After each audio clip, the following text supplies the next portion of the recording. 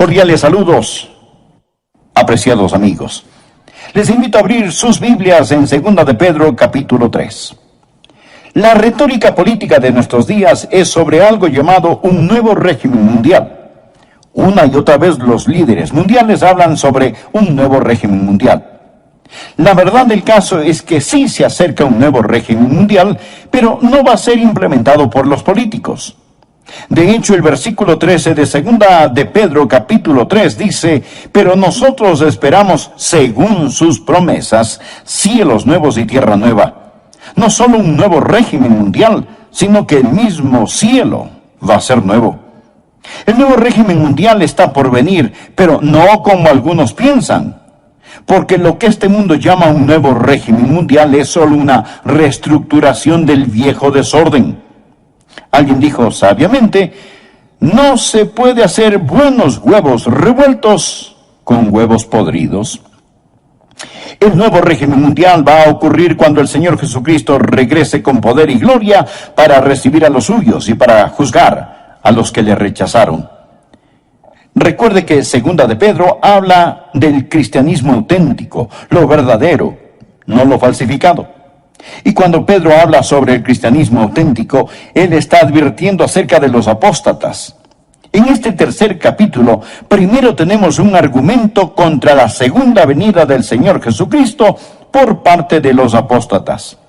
Y luego tenemos la afirmación y confirmación apostólica de la segunda venida del Señor Jesús. Esto me emociona, porque veo el caos a mi alrededor, la situación en que está el mundo de hoy. Y no importa cuán mala se ponga, yo sé cómo va a acabar. Y en lugar de quejarnos, ¿en qué va a terminar todo este mundo?, los creyentes podemos decir: ¡gloria a Dios! Miren quién regresará al mundo. La piedra angular de nuestra fe es la deidad de Cristo. Y la esperanza de nuestra fe es que Jesucristo, quien vino a morir en nuestro lugar, regresará a gobernar y reinar con poder y gran gloria. Así que el mensaje de hoy tiene 2 puntos. El primer punto es la denegación escarnecedora de su venida. El segundo punto, la declaración escrita de su venida. Leamos juntos 2 de Pedro capítulo 3, empezando en el versículo 1. Dice: amados, esta es la segunda carta que os escribo, y en ambas despierto con exhortación vuestro limpio entendimiento, para que tengáis memoria de las palabras que antes han sido dichas por los santos profetas, y del mandamiento del Señor y Salvador dado por vuestros apóstoles, sabiendo primero esto, que en los postreros días vendrán burladores, andando según sus propias concupiscencias, y diciendo, preste atención aquí, diciendo: ¿dónde está la promesa de su advenimiento? Porque desde el día en que los padres durmieron, todas las cosas permanecen así como desde el principio de la creación. Y Pedro dice: estos ignoran voluntariamente que en el tiempo antiguo fueron hechos por la palabra de Dios los cielos y también la tierra, que proviene del agua y por el agua subsiste, por lo cual el mundo de entonces pereció anegado en agua. Lo que tenemos aquí son 3 reacciones apóstatas a la segunda venida de Jesucristo. La primera reacción es una reacción emocional. La segunda reacción es una reacción intelectual. Y la tercera reacción es una reacción voluntaria. Es decir, las emociones, la mente y la voluntad se rebelan contra la segunda venida del Señor Jesucristo. Satanás odia la idea de la segunda venida de Jesucristo porque cuando ocurra, él será sentenciado. El reino del terror de Satanás se vendrá abajo. Será cuando los santos seremos honrados, glorificados y bendecidos. Por ello, el diablo ha apuntado toda la artillería del infierno contra la idea de la segunda venida del Señor. El primer punto es la denegación escarnecedora o burla de su venida. La primera reacción es una reacción emocional. Dice la palabra: en los postreros días vendrán burladores. Es un argumento emocional. Existen aquellos que simplemente se reirán y se burlarán de la segunda venida. La burla no es sustituto para la verdad. Pero cuando un hombre está perdiendo un argumento, muchas veces opta por utilizar la burla, la ridiculización y el sarcasmo. Los verdaderos creyentes siempre han sabido que cuando defienden la verdad, se exponen a la burla y el ridículo. El siervo no es mayor que su señor. Marcos 5, versículo 40. Y se burlaron de él. ¿De quién? Del Señor Jesús. Lucas capítulo 22 y versículo 63 habla de cuando Jesucristo iba rumbo a la cruz. Dice: y los hombres que custodiaban a Jesús se burlaban de él y le golpeaban. Se los puede imaginar muertos de risa, apuntando su dedo al Señor. Se burlaron y golpearon al Hijo de Dios. Si se ríen de usted por creer en Cristo y en su segunda venida, recuerde que está en muy buena compañía. El arsenal diabólico para impedir que usted ame, conozca y sirva a Dios es la ridiculización y la burla. En los postreros días vendrán burladores andando según sus propias concupiscencias. ¿Por qué se ponen tan emocionales estas personas acerca de la segunda venida de Jesucristo? ¿Por qué la odian? Porque viven en pecado. Ellos están viviendo en pecado. Muéstreme un burlador y le mostraré un pecador. Los burladores van tras sus propias lujurias, deseos. Muéstreme un hombre que ridiculiza la segunda venida de Jesucristo, el juicio, y yo le mostraré un hombre que tiene las iniciales del diablo talladas sobre su corazón. Muéstreme una mujer que se burla de las cosas santas, y le mostraré a una mujer cubierta con las asquerosas huellas digitales del pecado. En los postreros días vendrán burladores andando según sus propias concupiscencias. Esta es la reacción emocional contra el Señor Jesucristo. Pero la Biblia enseña en Proverbios que Dios también se va a reír. Proverbios 1, empezando en el versículo 24, dice: por cuanto llamé, Dios le está hablando a usted ahora. Por cuanto llamé y no quisisteis oír, extendí mi mano, y no hubo quien atendiese, sino que desechasteis todo consejo mío, y mi reprensión no quisisteis. Ahora escuche: también yo me reiré en vuestra calamidad, y me burlaré cuando os viniere lo que teméis. Cuando viniere como una destrucción lo que teméis, y vuestra calamidad llegare como un torbellino, cuando sobre vosotros viniere tribulación y angustia. Lo que Dios está diciendo es que usted puede irse riendo al infierno, pero no podrá salir de él. Dios está diciendo, como decimos hoy, el que ríe al último, ríe mejor. Los apóstatas no solo están satisfechos con rechazar las cosas santas, sino que tienen un enorme deseo diabólico de ridiculizar las cosas santas. Había un emperador romano cuyo nombre era Juliano. Cuando él era un joven, profesó conocer al Señor Jesucristo y ser un creyente, pero nunca se convirtió verdaderamente. Llegó a ser un apóstata y persiguió a los creyentes con todo su poder, ridiculizando la fe cristiana. Juliano, el apóstata, tenía un amigo de la niñez cuyo nombre era Agatón. Ellos crecieron juntos. Después de muchos años se encontraron. Agatón era un creyente que servía fielmente al Señor día tras día. Cuando Juliano el emperador se encontró con Agatón, le dijo: Agatón, ¿cómo le va a tu amigo el carpintero de Nazaret? Tiene suficiente trabajo. Le están saliendo algunos trabajitos como carpintero.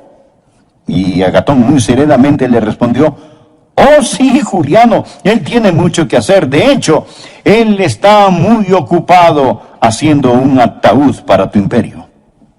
Él era un profeta, porque en 2 años Juliano murió en una batalla y su imperio comenzó a desmantelarse.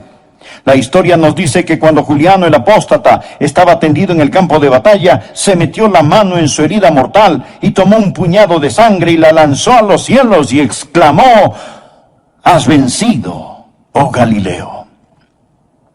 Los burladores aman su pecado y argumentan contra el juicio y la segunda venida de Jesucristo. Es una reacción emocional. Pero existe la segunda reacción, la reacción intelectual. Por favor, leamos el versículo 4. Dice: los burladores andando según sus propias concupiscencias y diciendo, ¿dónde está la promesa de su advenimiento? Porque desde el día en que los padres durmieron, ahora escuche, todas las cosas permanecen así como desde el principio de la creación. Lo que ellos están diciendo es que si Jesucristo regresa en poder y gloria, si fuera a haber un nuevo cielo y una nueva tierra, lo que eso significaría es que habría una interrupción en el reino de las leyes naturales. Ellos dicen, nosotros, los eruditos, los intelectuales, hemos encontrado que desde la creación no ha habido cosa semejante, y no hay ninguna razón para creer que Jesucristo va a venir, ni para creer que habrá un nuevo planeta Tierra. Esto, amigos, es puro materialismo. Todo continúa igual. Ven la creación desde un punto de vista científico. Es una apelación a la inteligencia, y aquí está el argumento. Nunca nada cataclísmico ha ocurrido, y no hay ninguna razón para creer que algo cataclísmico sucederá. Porque desde el día en que los padres durmieron, todas las cosas permanecen así como desde el principio de la creación. Ellos dicen, escuche, mi bisabuelo esperaba la segunda venida de Jesucristo. Así que no se preocupen, todo continuará igual, no pasará nada. Imagínese a un niño en el tiempo de Noé. Él llega todo preocupado y le dice a su papá, papi, escuché a un hombre llamado Noé.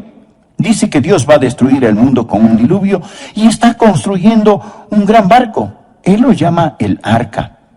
Dice que si creemos en su Dios, nos podemos salvar y entrar en el arca cuando venga el diluvio. Y el papá, riéndose, le contesta, hijo, recuerdo que cuando yo era niño, ese viejo loco de Noé estaba construyendo esa arca y me contó la misma historia. Y yo me fui a casa asustado y se lo dije a mi papá, y mi papá me dijo que su papá, su bisabuelo, también escuchó al viejo Noé contar la misma historia. Hijo, olvídate de esa tontería, nadie jamás ha visto un diluvio, no existe tal cosa. Desde los tiempos de tus bisabuelos todo sigue igual. Así que existe la reacción emocional, los pecadores que siguen sus propios malos deseos. Existe la reacción intelectual, toda cosa continúa exactamente como fue. Nunca ha habido un cataclismo, nunca habrá un cataclismo. Existe también la reacción voluntaria. Por favor, note el versículo 5. Estos ignoran voluntariamente. Son voluntariamente ignorantes. Esta gente no quiere saber, ni quiere entender. Porque si admiten la verdad de que Jesucristo va a regresar en juicio, esto significa que tendrán que cambiar su estilo de vida. Piensan que si de algún modo cierran sus mentes y sus corazones a esta verdad, todo estará bien. En eso se parecen a las avestruces. Esconden su cabeza en la arena. Son voluntariamente ignorantes. Ellos no quieren saber. Y no pueden encontrar a Dios por la misma razón que un ladrón no puede encontrar a un policía. Juan capítulo 3, versículo 19 dice, la luz vino al mundo y los hombres amaron más las tinieblas que la luz. ¿Por qué? Porque sus obras eran malas. Mi amigo, el mundo está lleno de ellos.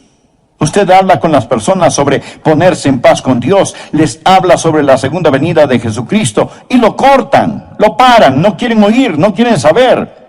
El problema no está en sus mentes, el problema está en sus corazones. Romanos capítulo 1 habla de ellos que detienen con injusticia la verdad, son voluntariamente ignorantes y su reacción emocional, intelectual y voluntaria sirve para negar esa gran verdad, la gloriosa verdad bíblica de la segunda venida del Señor Jesucristo. El segundo punto, la declaración escrita de su venida. Ya escuchamos a los apóstatas con su denegación escarnecedora.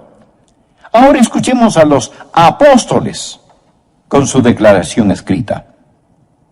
Simón Pedro da 3 respuestas apostólicas a los argumentos o reacciones apóstatas para reafirmar la segunda venida de Jesucristo. La primera es su memorable promesa. Su memorable promesa. Leamos el versículo 1. Amados, Esta es la segunda carta que os escribo, y en ambas despierto con exhortación vuestro limpio entendimiento, para que tengáis memoria. Por favor, subraye la palabra memoria. Para que tengáis memoria de las palabras que antes han sido dichas por los santos profetas, y del mandamiento del Señor y Salvador dado por vuestros apóstoles. Bien, ¿cuáles eran esas palabras? Una promesa. Mire el versículo 4. ¿Dónde está la promesa de su advenimiento? Ahora mire el versículo 9. El Señor no retarda su promesa. Saltémonos al 13. Pero nosotros esperamos, según su promesa, cielos nuevos y tierra nueva. Lo que está diciendo el apóstol es que Él nos hizo una memorable promesa y Él vendrá otra vez. Los profetas y los apóstoles nos dicen que recordemos lo que Dios ha dicho. Sabemos la importancia del nuevo nacimiento, mas ¿sabía que el Nuevo Testamento solo lo menciona 9 veces? La maravillosa doctrina del bautismo se menciona solo 20 veces en el Nuevo Testamento. El arrepentimiento solo 70 veces en el Nuevo Testamento. Pero el Nuevo Testamento habla, sin tocar el Antiguo Testamento, habla 380 veces en términos gráficamente claros de la segunda venida de Jesucristo. Esa es la razón por la que Pedro dijo: tengáis memoria de las palabras que antes han sido dichas por los santos profetas y por vuestros apóstoles. Si usted agrega a los profetas lo que los apóstoles dicen, un versículo de cada 25 en la Biblia habla de la segunda venida de Jesucristo. Dios no puede mentir. Dios lo ha prometido. Por ello, el recordatorio apostólico es su memorable promesa. Recuerde, téngalo presente. El Dios que no puede mentir lo ha prometido. Segundo, Pedro nos recuerda de su magno poder. Recuerda lo que ellos dicen.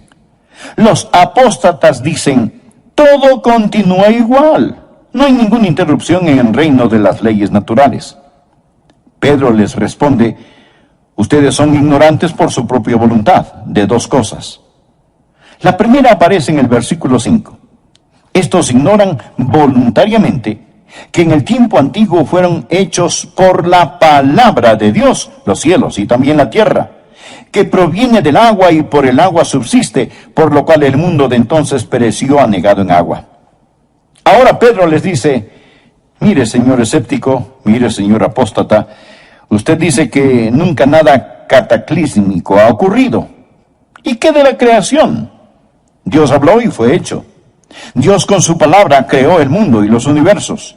Él habló y se hizo. Con su palabra suspendió la luna, el sol, las estrellas. Dios lo hizo todo por medio de su palabra. Pedro les está recordando sobre el magno poder de Dios. Los escépticos modernos y ateos de hoy intentan encontrar el origen de la vida. Pero no nos preocupemos del origen de la vida. Vamos más allá. Hablemos del origen de la materia. Usted dirá: bueno, la vida empezó espontáneamente en alguna sopa prebiológica, pero ¿de dónde salió la sopa prebiológica? Amigo, de la nada. Nada sale. Por medio de la palabra de Dios todo fue creado. Dios con su palabra ordenó la creación, pero también ordenó un cataclismo. Verso 5. Estos ignoran voluntariamente. Primero, habló para la creación. Que en el tiempo antiguo fueron hechos por la palabra de Dios los cielos y también la tierra que proviene del agua y por el agua subsiste. La segunda vez habló para describir el cataclismo. Por lo cual el mundo de entonces pereció anegado en agua. La palabra anegado o inundado es de donde tomamos cataclismo. En el griego suena como cataclismo. Dios con su magno poder hizo la creación y con su magno poder lo sacó del cataclismo. Pedro dice: no digan que Dios no puede cambiar la historia, que todo siempre sigue igual. Enfrenten los hechos. Y si tratan de explicar la creación sin un creador, son voluntariamente ignorantes, simplemente ignorantes. Piénselo. Es completa estupidez pensar que de la nada todo salió. No solo la memorable promesa, sino el magno poder de Dios. En base a esto, Pedro empieza a defender lo que Dios ha hecho y que lo hará de nuevo, pero esta vez no con agua. En este tercer capítulo, primero tenemos un argumento contra la segunda venida del Señor Jesucristo por parte de los apóstatas. Y luego tenemos la afirmación y confirmación apostólica de la segunda venida del Señor Jesús. Esto me emociona, porque veo el caos a mi alrededor, la situación en que está el mundo de hoy, y no importa cuán mala se ponga, yo sé cómo va a acabar. Y en lugar de quejarnos, ¿en qué va a terminar todo este mundo?, los creyentes podemos decir, ¡gloria a Dios! Miren quién regresará al mundo. La piedra angular de nuestra fe es la deidad de Cristo, y la esperanza de nuestra fe es que Jesucristo, quien vino a morir en nuestro lugar, regresará a gobernar y reinar con poder y gran gloria. Así que el mensaje de hoy tiene 2 puntos. El primer punto es la denegación escarnecedora de su venida. El segundo punto, la declaración escrita de su venida. Leamos juntos 2 de Pedro capítulo 3, empezando en el versículo 1. Dice, amados, esta es la segunda carta que os escribo, y en ambas despierto con exhortación vuestro limpio entendimiento, para que tengáis memoria de las palabras que antes han sido dichas por los santos profetas, y del mandamiento del Señor y Salvador dado por vuestros apóstoles, sabiendo primero esto, que en los postreros días vendrán burladores, andando según sus propias concupiscencias y diciendo, preste atención aquí, diciendo, ¿dónde está la promesa de su advenimiento? Porque desde el día en que los padres durmieron, todas las cosas permanecen así como desde el principio de la creación. Y Pedro dice, estos ignoran voluntariamente que en el tiempo antiguo fueron hechos por la palabra de Dios los cielos y también la tierra, que proviene del agua y por el agua subsiste, por lo cual el mundo de entonces pereció anegado en agua. Por favor, note el versículo 5. Estos ignoran voluntariamente. Son voluntariamente ignorantes. Esta gente no quiere saber, ni quiere entender, porque si admiten la verdad de que Jesucristo va a regresar en juicio, esto significa que tendrán que cambiar su estilo de vida. Piensan que si de algún modo cierran sus mentes y sus corazones a esta verdad, todo estará bien. En eso se parecen a las avestruces. Esconden su cabeza en la arena. Son voluntariamente ignorantes. Ellos no quieren saber. Y no pueden encontrar a Dios por la misma razón que un ladrón no puede encontrar a un policía. Juan capítulo 3, versículo 19 dice, la luz vino al mundo y los hombres amaron más las tinieblas que la luz. ¿Por qué? Porque sus obras eran malas. Mi amigo, el mundo está lleno de ellos.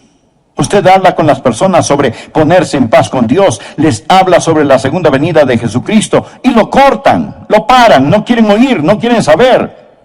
El problema no está en sus mentes, el problema está en sus corazones. Romanos capítulo 1 habla de ellos que detienen con injusticia la verdad, son voluntariamente ignorantes y su reacción emocional, intelectual y voluntaria sirve para negar esa gran verdad, la gloriosa verdad bíblica de la segunda venida del Señor Jesucristo. El segundo punto, la declaración escrita de su venida. Ya escuchamos a los apóstatas con su denegación escarnecedora. Ahora escuchemos a los apóstoles con su declaración escrita. Simón Pedro da 3 respuestas apostólicas a los argumentos o reacciones apóstatas para reafirmar la segunda venida de Jesucristo. La primera es su memorable promesa. Su memorable promesa. Leamos el versículo 1.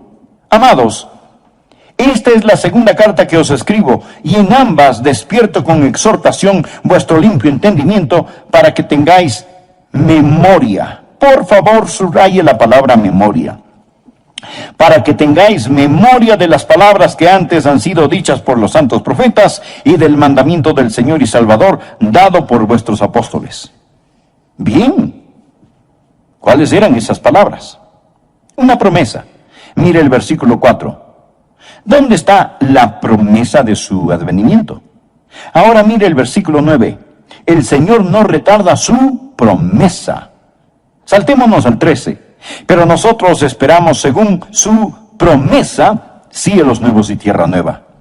Lo que está diciendo el apóstol es que Él nos hizo una memorable promesa y Él vendrá otra vez. Los profetas y los apóstoles nos dicen que recordemos lo que Dios ha dicho. Sabemos la importancia del nuevo nacimiento. Mas, ¿sabía que el Nuevo Testamento solo lo menciona 9 veces? La maravillosa doctrina del bautismo se menciona solo 20 veces en el Nuevo Testamento. El arrepentimiento solo 70 veces en el Nuevo Testamento. Pero el Nuevo Testamento habla, sin tocar el Antiguo Testamento, habla 380 veces en términos gráficamente claros de la segunda venida de Jesucristo.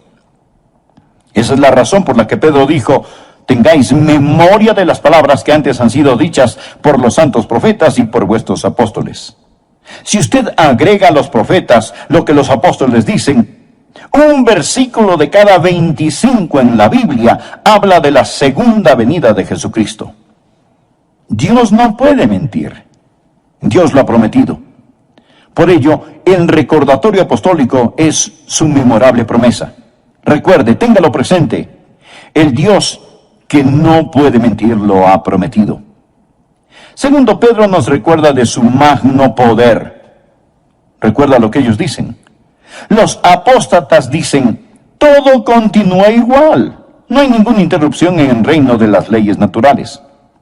Pedro les responde: ustedes son ignorantes por su propia voluntad de dos cosas. La primera aparece en el versículo 5. Estos ignoran voluntariamente que en el tiempo antiguo fueron hechos por la palabra de Dios los cielos y también la tierra, que proviene del agua y por el agua subsiste, por lo cual el mundo de entonces pereció anegado en agua. Ahora Pedro les dice: mire, señor escéptico, mire, señor apóstata, usted dice que nunca nada cataclísmico ha ocurrido. ¿Y qué de la creación? Dios habló y fue hecho. Dios con su palabra creó el mundo y los universos. Él habló y se hizo. Con su palabra suspendió la luna, el sol, las estrellas. Dios lo hizo todo por medio de su palabra. Pedro les está recordando sobre el magno poder de Dios. Los escépticos modernos y ateos de hoy intentan encontrar el origen de la vida. Pero no nos preocupemos del origen de la vida. Vamos más allá. Hablemos del origen de la materia. Usted dirá: bueno, la vida empezó espontáneamente en alguna sopa prebiológica, pero ¿de dónde salió la sopa prebiológica? Amigo, de la nada. Nada sale. Por medio de la palabra de Dios todo fue creado. Dios con su palabra ordenó la creación, pero también ordenó un cataclismo. Verso 5. Estos ignoran voluntariamente. Primero, habló para la creación. Que en el tiempo antiguo fueron hechos por la palabra de Dios los cielos y también la tierra que proviene del agua y por el agua subsiste. La segunda vez habló para describir el cataclismo, por lo cual el mundo de entonces pereció anegado en agua. La palabra anegado o inundado es de donde tomamos cataclismo. En el griego suena como cataclismo. Dios con su magno poder hizo la creación y con su magno poder lo sacó del cataclismo. Pedro dice: no digan que Dios no puede cambiar la historia, que todo siempre sigue igual. Enfrenten los hechos. Y si tratan de explicar la creación sin un creador, son voluntariamente ignorantes, simplemente ignorantes. Piénselo. Es completa estupidez pensar que de la nada todo salió. No solo la memorable promesa, sino el magno poder de Dios. En base a esto, Pedro empieza a defender lo que Dios ha hecho y que lo hará de nuevo, pero esta vez no con agua, sino con fuego. Versículo 7. Pero los cielos y la tierra que existen ahora están reservados por la misma palabra, o sea, la misma palabra con que los creó, guardados para el fuego en el día del juicio y de la perdición de los hombres impíos. Note la frase: guardados para el fuego. El señor Kenneth Wuest Un erudito del griego dice que esto literalmente significa que los cielos y la tierra ahora mismo están almacenados con fuego. Es palabra de donde tomamos la palabra tesorería, es decir, este mundo es una tesorería de fuego. El universo entero está guardado con fuego. La naturaleza subatómica del universo nos dice que todo no es materia, sino que realmente es fuego. El hombre solía pensar que la partícula más pequeña de la materia era el átomo. Pero ahora sabemos sobre la naturaleza subatómica del átomo, y el átomo tiene un núcleo. Este tiene una carga eléctrica positiva, y girando a su alrededor están los electrones, y estos son negativos. Por eso existe una atracción y se mantienen unidos. El electrón es increíblemente rápido. Escuche, algo asombroso sobre los electrones del átomo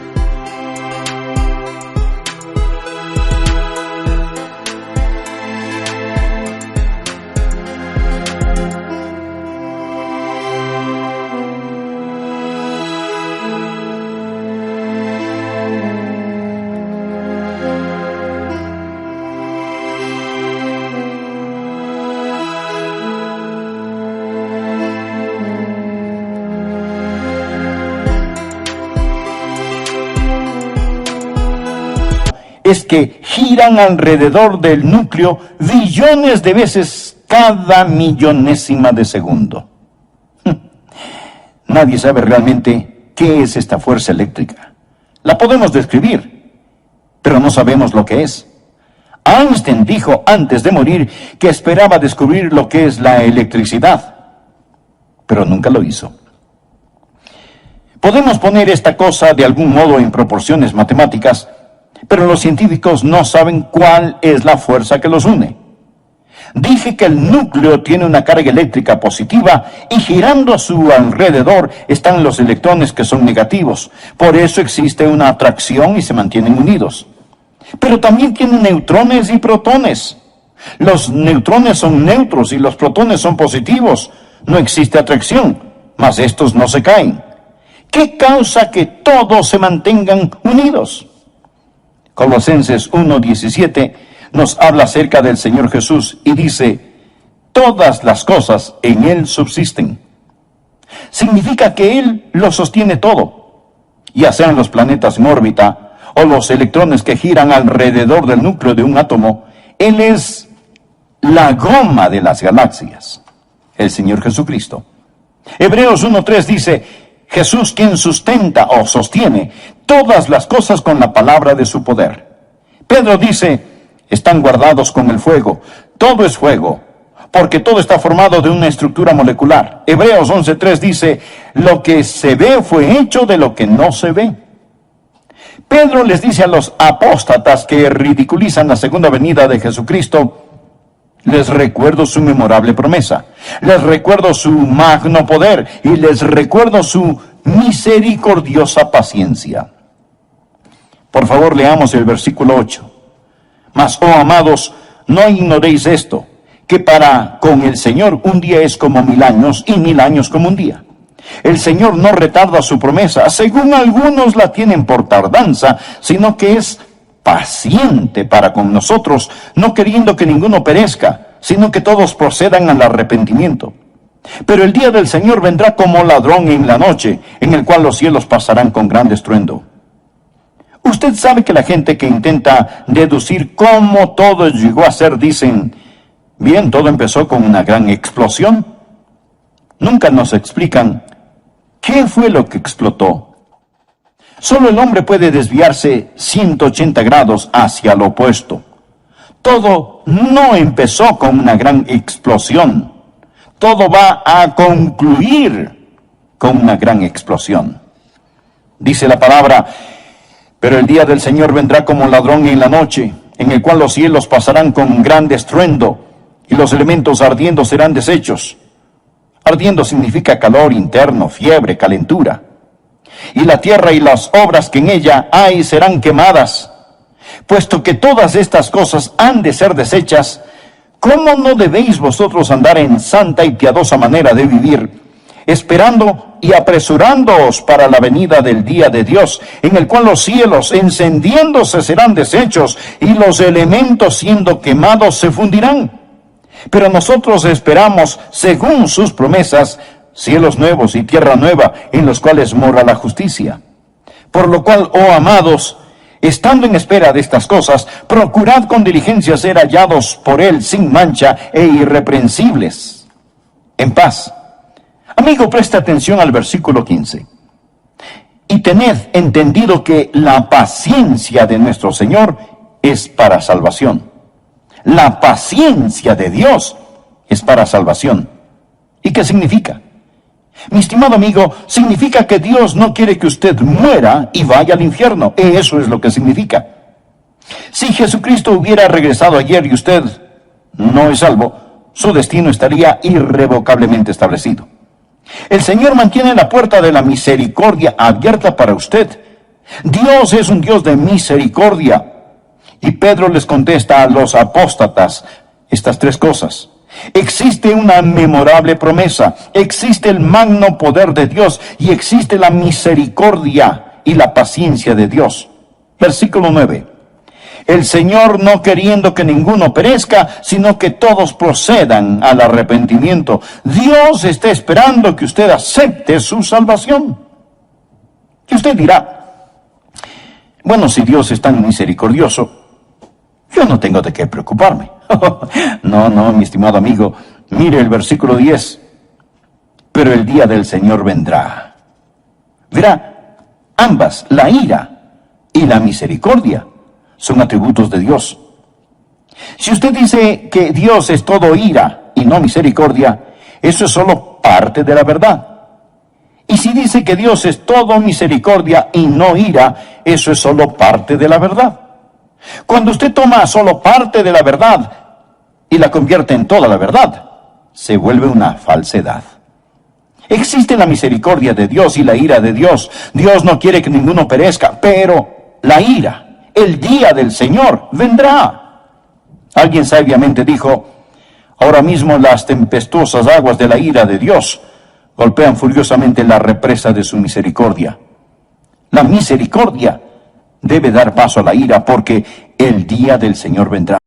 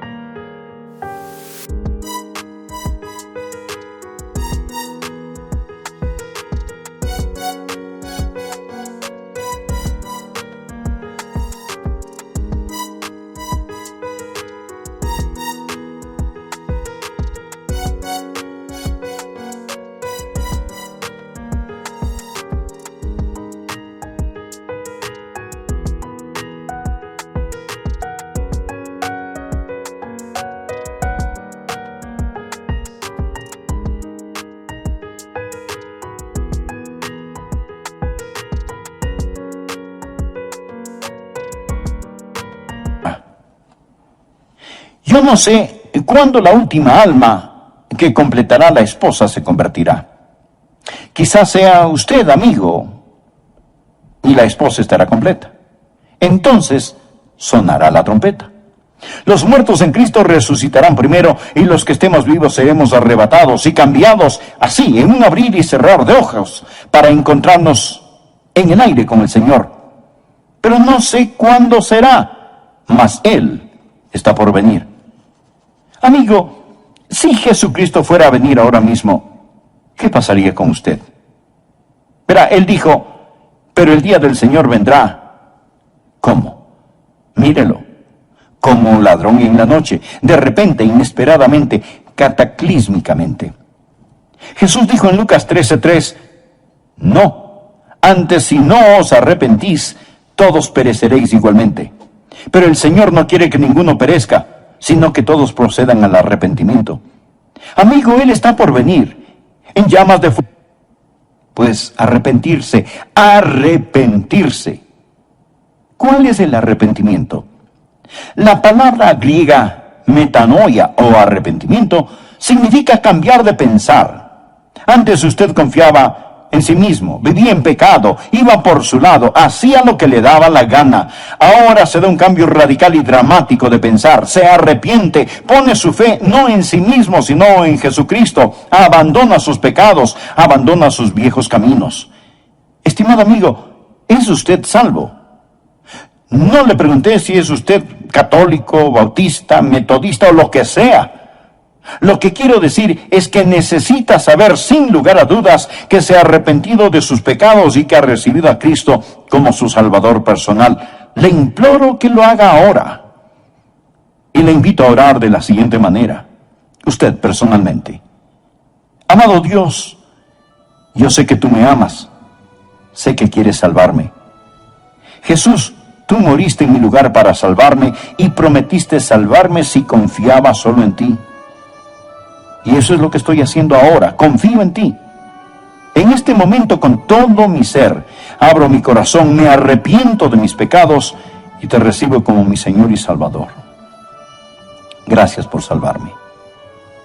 Finalmente,